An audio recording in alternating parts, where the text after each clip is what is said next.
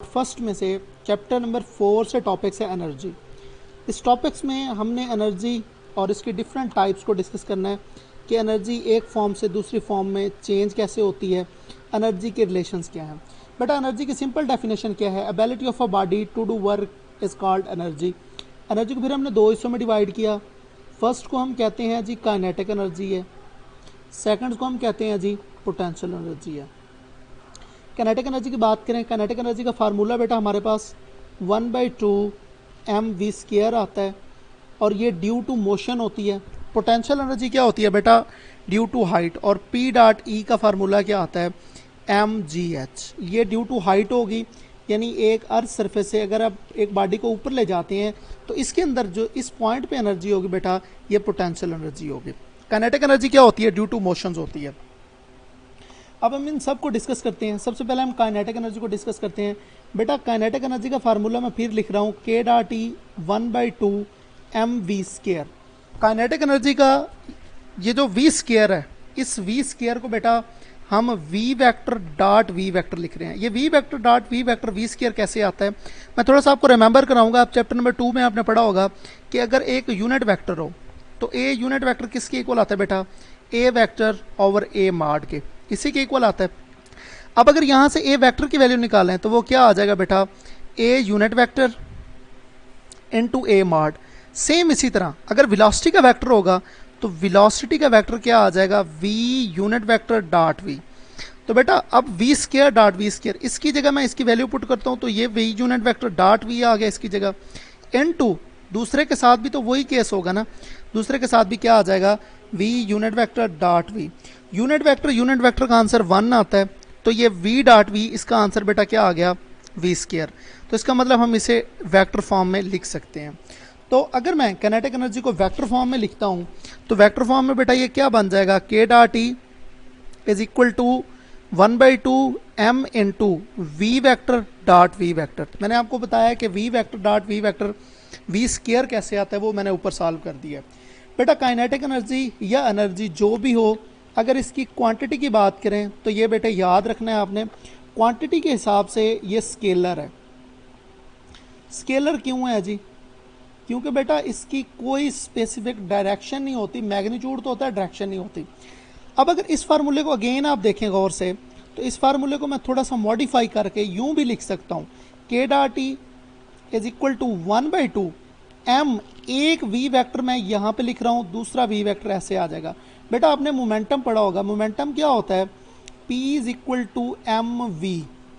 Momentum p is equal to M V. इसका मतलब क्या हुआ कि काइनेटिक एनर्जी जहां पे है K.E, इसका जो और फार्मूला बन जाएगा 1/2 mv', इसकी जगह मैं लिखूंगा p, तो ये v यूनिट वेक्टर। इसका मतलब क्या हुआ कि K.E is equal to 1/2 pv। बेटा ये फार्मूला भी आप जहन में रखिएगा, काइनेटिक एनर्जी का ये वाला फार्मूला भी बन सकता है। अब एक इंपॉर्टेंट रिलेशन की तरफ चलते हैं। काइनेटिक एनर्जी और मोमेंटम का आपस में क्या रिलेशन है? बेटा काइनेटिक एनर्जी का आपने पढ़ा होगा कि K.E 1/2 mv² के इक्वल आती है। K.E is equal to 1/2 mv²। ये हमारे पास काइनेटिक एनर्जी आ गई। हम क्या करते हैं, इस इक्वेशंस को m से बोथ साइड पर मल्टीपल कर दीजिए। m से मल्टीपल करेंगे तो m इंटू K.E आ गया यहाँ पे, तो इधर क्या आ जाएगा? 1/2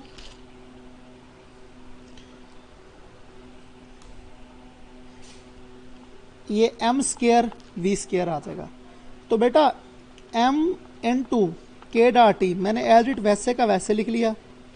इसके बाद 1/2 m² v², इसकी जगह मैं क्या लिख रहा हूँ? p², क्योंकि p is equal to M V होता है।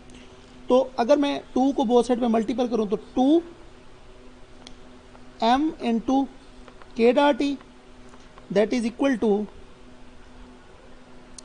p²। अगर अंडर रूट की बात करें, अंडर रूट हम कहते हैं जी बोथ साइड पे हम अंडर रूट ले लें, तो p इज इक्वल टू किसके इक्वल आ जाएगा? 2 इंटू K.E अंडर रूट। बेटा ये मोमेंटम 2m इंटू K.E, ये हमारे पास रिलेशन आ गया मोमेंटम का और काइनेटिक एनर्जी का। इसमें से एक बात आपने जहन में रखनी है कि जब आपके पास मोमेंटम कांस्टेंट हो, इस फार्मूले में से इंपॉर्टेंट बात, कि ये उस वक्त आपने यूज़ करना है जब P आपके पास कांस्टेंट है। अब क्वेश्चन यू कर सकते हैं वो कि P क्या है, आपके पास कांस्टेंट है।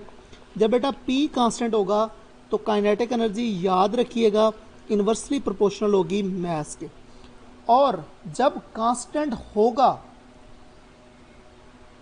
जब P कांस्टेंट होगा, और अगर P कांस्टेंट नहीं है तो फिर क्या होगा, तो फिर बेटा सिंपली जब P कांस्टेंट नहीं होगा तो काइनेटिक एनर्जी डायरेक्टली प्रोपोर्शनल हो जाएगी मास के। ये दो रिलेशन आपने इंपॉर्टेंट है, इनको भी जहन में रखना है। अब आगे चलते हैं, हम काइनेटिक एनर्जी का ग्राफ ड्रा करते हैं कि हमारे पास ग्राफ किस तरह से आता है। बेटा एक रिलेशन आपने यहाँ से देख लिया होगा कि kinetic energy directly proportional to V square, और अगर हम v लें तो ये k डॉट ई का क्या आ जाएगा, अंडर रूट। इसके रिलेटेड भी MCQs आ सकते हैं। अब हम ग्राफ की बात करते हैं कि इसका ग्राफ क्या होगा। तो बेटा याद रखें, मैं दो एक्सेस ले रहा हूँ, एक मेरे पास x एक्सेस है, दूसरा ये y एक्सेस है। एक एक्सेस पे मैं काइनेटिक एनर्जी ले रहा हूँ, y एक्सेस पे मैंने काइनेटिक एनर्जी ले ली, और x एक्सेस पे मैंने v स्क्वायर ले लिया। अब इसका ग्राफ यूं आएगा, बिल्कुल स्ट्रेट लाइन। और बेटा ये वही ग्राफ है जो ओहम्स लॉ का ग्राफ है, सेकंड ईयर में आपने आर्टिकल 1 पढ़ा होगा। अगर इस तरह का ग्राफ दे दिया जाए और इस तरह के ग्राफ के ग्रेडियंट पूछ ली जाए, तो स्लोप पूछ ली जाए, तो स्लोप में भी बेटा आपने जहन में ये बात रखनी है कि जो काइनेटिक एनर्जी की वैल्यू है उसको आपने डिवाइड कर देना है वी स्क्वायर पे, तो ये इसकी क्या आ जाएगी, ग्रेडियंट या स्लोप आ जाएगा हमारे पास। अब दूसरी बात हम ये देखते हैं कि काइनेटिक एनर्जी और मोमेंटम की रेशियो क्या होगी। एक क्वेश्चन में करता हूँ, उस क्वेश्चन से आपको मज़ीद थोड़ी सी क्लियरफाई हो जाएंगी चीज़ें। क्वेश्चन ये है बेटे कि अगर K1 यानी kinetic energy 1 ratio kinetic energy 2, अगर इनकी वैल्यू गिवन हो, लेट्स सपोज 9:25 है, ये क्वेश्चन है। तो वो ये कहे कि आपने मोमेंटम की रेशियो निकालनी है, यानी P1 रेशियो P2, ये बेटा आपने क्या करनी है, फाइंड करनी है। तो इसके लिए एक फार्मूला आपने जहन में रखना है, P1 over P2 that is equal to, ये बेटा किसके इक्वल आ जाएगा, ये इक्वल आता है K1 यानी kinetic energy initial, K1 over K2 under root के। ये फार्मूला आप जहन में रखिएगा। इस फार्मूले के रिलेटेड भी आपसे MCQs पूछे जा सकते हैं। और अगर बेटा P1 अगर यहाँ से स्क्वायर ले लें तो ये क्या बन जाएगा, P1 square over P2 square is equal to K1 over K2। यहाँ पे K1 K2 को मैंने काइनेटिक एनर्जी की फॉर्म में लिखा कि काइनेटिक एनर्जी फर्स्ट बॉडी की और काइनेटिक एनर्जी सेकंड बॉडी की, ये याद रखना है। एक और रिलेशन भी बेटा आपने याद रखना है कि अगर मोमेंटम और मास के दरमियान रिलेशन क्या होगा, तो उस रिलेशन को भी स्टूडेंट आप याद रखिएगा। वो relation P1 square over P2 square is equal to M1 over M2।